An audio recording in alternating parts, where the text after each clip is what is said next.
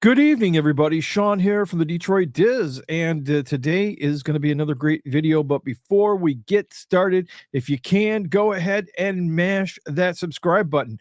I know we're waiting for you to become a subscriber, and you follow us and become part of the Detroit Disney family. It's completely free. And also, on top of that, if you mash the notification bell, you get to know when we go live and when we put out new videos. That way, you don't have to keep on coming back and checking. You just get notified.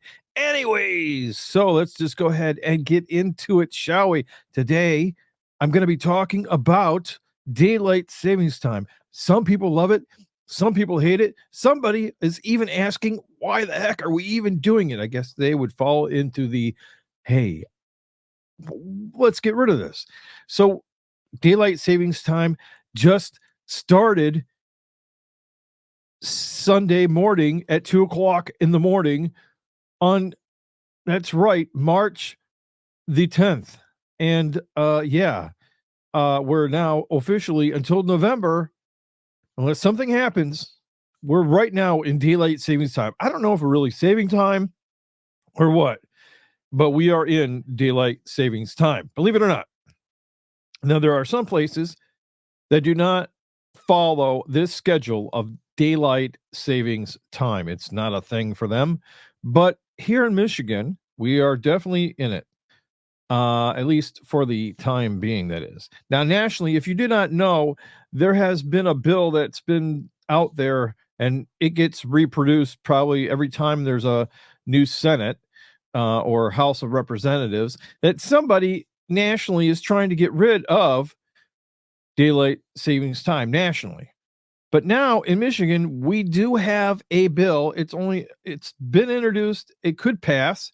There still is time. Look, we have a lot of people. It was a very contested debate from what I hear, reading the history of how the state of Michigan got to be participating in daylight savings time. But there is a bill that has now been introduced in the Senate of Michigan to get rid of daylight savings time, or always stay on daylight savings time and not go away from it, at least, or something to that effect. Now, I have to say, I am a person who really pays attention to how much sunlight we have in a day, because it is the sunlight where you get vitamin D. Vitamin D. It is also one of those things that it kind of gives you the happy sense that the day, it just seems longer because you have daylight to look forward to. Now, on the back end of this, when it becomes November to March, that's November, December, January. That's 6 months, right? January, February, March, right? 4 or 5, about 5.5 months that you are not in daylight savings time mode, right? When you are in the daylight savings time mode, basically the sun is coming up earlier in the morning. But when you leave daylight savings time and it falls back, that daylight that you had falls back, and that way that the sun is coming up earlier in the wintertime, and that if you didn't do that, then the sunrise would be like at 9. I looked it up. It would be like 9:00 in the morning. Very weird. It would be like, people's have these internal clocks, you've heard about them before. And if your internal clock is off, I don't know what it would be like if you had to go almost the entire winter without having any sunlight until 9:00 in the morning. It would be very weird to me. Now, we are so used to it getting the sunset happening and it getting dark at around 5:00-ish, sometimes 4:30 at the peak of the winter solstice. It's almost 4:30 in the evening, and when the sun goes down.